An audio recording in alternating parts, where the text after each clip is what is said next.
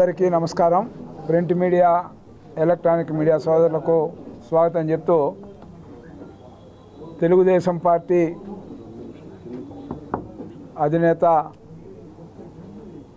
రాష్ట్ర ముఖ్యమంత్రి వర్యులు శ్రీ నారా చంద్రబాబు నాయుడు గారు ఎన్నికల ముందు ఏవైతే హామీలు ఇచ్చామో ప్రజలకు సంబంధించి తొలి సంతకం 5 హామీలపైన సంతకం పెట్టడం జరిగింది. ఏదైతే గత ప్రభుత్వం గత ముఖ్యమంత్రి ఏ విధంగా యువతను మోసం చేశాడో మనం చూసాం జాబ్ క్యాలెండర్ పేరుతో.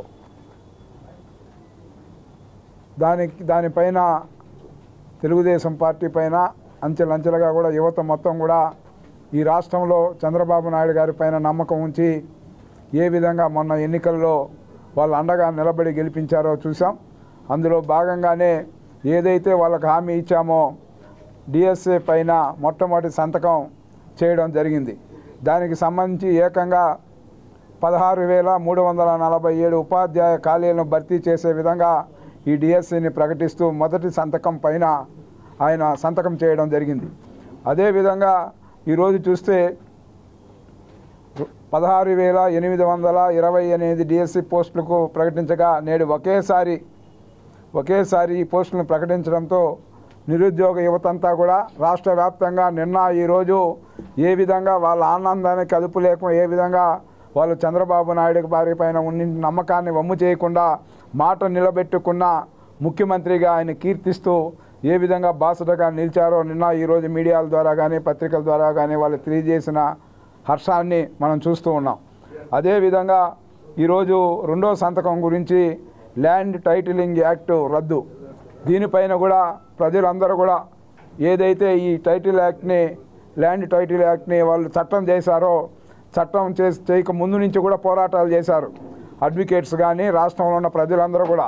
ఎందుకంటే కోర్టుకి వెళ్లకుండా వీళ్ళ ఇష్టానుసారంగా ఎవరైతే ముఖ్యమంత్రి కానీ వాళ్ళ మంత్రులు కానీ ఆదేశాలతో నియమించిన వ్యక్తులు డిసైడ్ చేసే విధంగా డిస్ప్యూట్ని డిసైడ్ చేసి ఎవరైతే ప్రాపర్టీ ఓనర్స్ ఉంటారో వాళ్ళ యొక్క హక్కుల్ని భంగం కలిగించే విధంగా ఈ రాష్ట్రంలో అభద్రతా భావం లోనయ్యే విధంగా ఆస్తులు ఉన్న ప్రతి ఒక్కరు కూడా ఈ యాక్ట్ వస్తే ఏ విధంగా మన ఆస్తులను కాపాడుకోవాలో అర్థం కాని పరిస్థితులు తలెత్తినప్పుడు దీనిపైన కూడా అధికారం వచ్చిన వెంటనే కూడా దీన్ని రద్దు చేస్తామని చెప్పిన మీదట దీనిపైన కూడా నిన్న తొలి సంతకం చేయడం మనం చూసాము.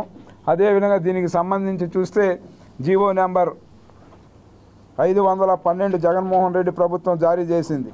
దీన్ని వెంటనే కూడా రద్దు చేస్తూ తొలి సంతకం చేయడం జరిగింది 5 దినాలకు సంబంధించి.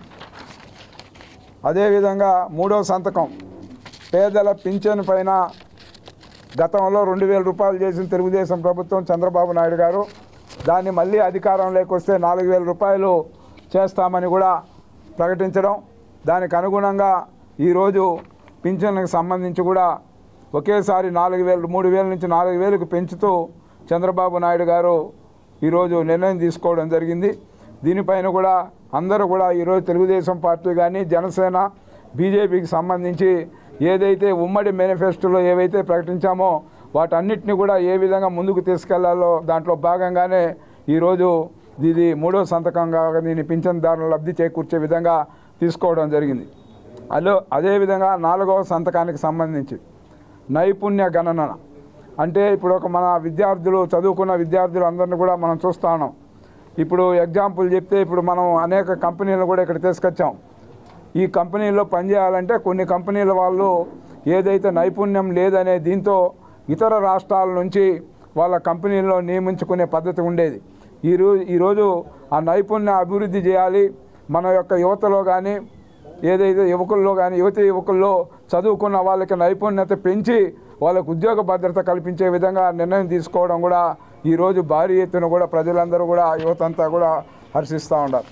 అదేవిధంగా ఈరోజు చూస్తే 5వ సంతకం అన్నా క్యాంటీన్. మీ అందరికీ తెలుసు అన్నా క్యాంటీన్ అనేది 5 రూపాయలకి ప్రతి ఒక్క పనిచేసే కార్మికుల దగ్గర నుంచి ప్రతి ఒక్కరికి కూడా లబ్ధి చేకూర్చే విధంగా 5 రూపాయలు ఇస్తే ఒక పూట భోజనం టిఫిన్ కానీ మధ్యాహ్నం భోజనం కానీ రాత్రి భోజనం కానీ కంప్లీట్ అయ్యేది. అదేవిధంగా తిరుపతిలో 4 చోట్ల అన్నా క్యాంటీన్ని ఏర్పాటు 4 చోట్ల ఏర్పాటు చేసుకోవడం జరిగింది. దానికి సంబంధించి ఈరోజు మళ్ళీ కూడా 100 రోజుల లోపల రాష్ట్ర వ్యాప్తంగా కూడా 2000 పైచీలకు అన్నా క్యాంటీన్ని ఏర్పాటు చేసే విధంగా నిర్ణయం తీసుకోవడం, ఆ విధంగా ముందుకెళ్తూ రాష్ట్ర ప్రభుత్వంలో సీట్లో కూర్చున్న మరుక్షణమే ఈ 5 దినాలకు కూడా సంతకాలు పెట్టి ఆయన నెరవేర్చిన దానికి నారా చంద్రబాబు నాయుడు గారికి అందరి తరపున కూడా కృతజ్ఞతలు తెలియజేస్తూ నిన్ననే ఇక్కడ ఈఓ గారిని కూడా నియమించడం జరిగింది. ధర్మారెడ్డిని పంపించేస్తూ ఈఓ గారిని కూడా నియమించుకోవడం జరిగింది. ఇంకా కూడా అనేక విధాలుగా కూడా తిరుపతిలో కూడా ఏ విధంగా టీటీడీకి సంబంధించి టీటీడీ బోర్డు చైర్మన్ రాజీనామా చేశాడు, కానీ బోర్డు సభ్యులు ఇంతవరకు రాజీనామాలు చేయలే. వెంటనే కూడా వాళ్ళు రాజీనామా చేయాల్సిన అవసరం ఉంది. అలాంటి వాళ్ళ దగ్గర టీటీడీ బోర్డుకు సంబంధించి ఈఓ గారికి బహిరంగ విజ్ఞప్తి చేస్తా ఉన్నాం. ఎవరైతే ప్రభుత్వం ఇదైనాక వాళ్ళు ఆ పదవుల నుంచి తప్పుకోవాలని కూడా ఈరోజు డిమాండ్ చేస్తూ తిరుపతిలో అనేక నామినేటెడ్ పోస్టులు కావచ్చు, ఇంతకుముందు కూడా చెప్పాము మనం, గతంలో జరిగిన ఏవే అక్రమాలు ఉన్నాయో వాటన్నిటిని కూడా వెలికి తీసి ఖచ్చితంగా కూడా ఎక్కడ రాజకీయ కక్షలకు తావు లేని విధంగా ఎక్కడైతే అన్యాయం జరిగిందో, ఎక్కడైతే ప్రభుత్వ ఆస్తి లూటీ జరిగిందో, ఎక్కడైతే వెంకటేశ్వర స్వామి సంబంధించి ఖజానాకు సంబంధించి ఆయన యొక్క సొమ్ముని ఏ విధంగా దుర్వినియోగం చేశారో వాటన్నిటిపైన కూడా సమగ్ర విచారణ చేపట్టి ఎవరైతే నిందితులు ఉన్నారో వాళ్ళని శిక్షించేదానికి రాష్ట్ర ప్రభుత్వం ఖచ్చితంగా కూడా ముందుకొస్తూ ఉంది.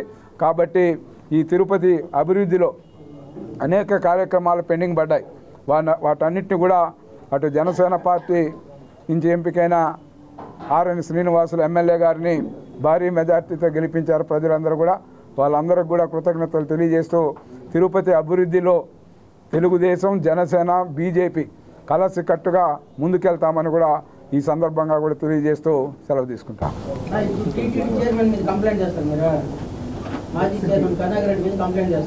కంప్లైంట్ విచారం తర్వాత జరిగిన దానిపైన చేస్తా. కంప్లైంట్ చేసేది ఏముంది, ఇంకా ప్రభుత్వం ఇది వచ్చినాక కంప్లైంట్ ఏముంటుంది? ఇంకా కంప్లైంట్ ఏం యథావిధిగా ఎక్కడెక్కడ అక్రమాలు జరిగాయి, ఎక్కడెక్కడ అన్యాయాలు జరిగేది.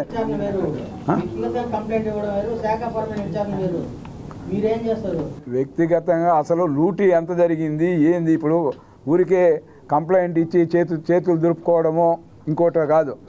ఈరోజు స్వామివారి ప్రతిష్టను కాపాడే దాంట్లో తెలుగుదేశం పార్టీ అధినేత చంద్రబాబు నాయుడు గారు ముందుంటారు. దానికి తగ్గ అన్నీ కూడా ఏవేవి ఉన్నాయో అన్నీ కూడా చర్యలు తీసుకోబడతాయి. ఒక కంప్లైంట్ అయినో ఇంకోటనే కాదు, పూర్తి స్థాయిలో ఏమేమి జరిగింది, దానికి బాధ్యులు ఎవరు అనే దాన్ని ఎవరిని కూడా వదిలిపెట్టే ప్రసక్తే లేదు. టీటీడీలో కావచ్చు, స్మార్ట్ సిటీ నిధులు, తిరుపతి స్మార్ట్ సిటీ నిధుల్లో కూడా భారీ ఎత్తున అవకతవకలు ఉన్నాయి.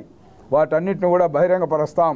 అదేవిధంగా ఇక్కడ ఇతర డిపార్ట్మెంట్లో కూడా ఏవేవి జరిగినా అన్నీ కూడా వెలుగులోకి వస్తాయి. అందరినీ కూడా ప్రజలందరూ కూడా మీకు ఏదైనా తెలిసి ఇంకేదైనా ఉంటే కూడా మా దృష్టికి తీసుకెళ్తే మా వంతు మేము ప్రజాధనాన్ని ఏ విధంగా కాపాడాలో, ఏ విధంగా దుర్వినియోగం ఏదైనా ఏ విధంగా వెంకటావాలో అన్నిటిపైన కూడా ఖచ్చితంగా కూడా పూర్తి స్థాయిలో విచారణ అనేసి సంవత్సరాల కొద్దిగా కాదు, ఇంకోటి కాదు, పూర్తి స్థాయిలో ఎక్కడ ఏమి జరిగినా వెంటనే న్యాయం చేసే దిశగా మా ముఖ్యమంత్రి చంద్రబాబు నాయుడు గారు కూడా చెప్పారు. ఖచ్చితంగా కూడా ఎవరిపైన రాజకీయ కక్షలు, వ్యక్తిగత ఇవి పోయే పరిస్థితి లేదు. కానీ ప్రభుత్వ నిధులు, స్వామివారి నిధులు సోహా చేసిన వాళ్ళు మాత్రం వదిలిపెట్టే ప్రసక్తి లేదు, వాళ్ళు ఎంతటి వాళ్ళైనా. మరిన్ని వీడియోస్ కోసం ఛానల్ ని సబ్స్క్రైబ్ చేయండి, లేటెస్ట్ అప్డేట్స్ కోసం వాట్సాప్ ఛానల్ ని ఫాలో చేయండి, అండ్ లింక్ డిస్క్రిప్షన్ లో ఉంది.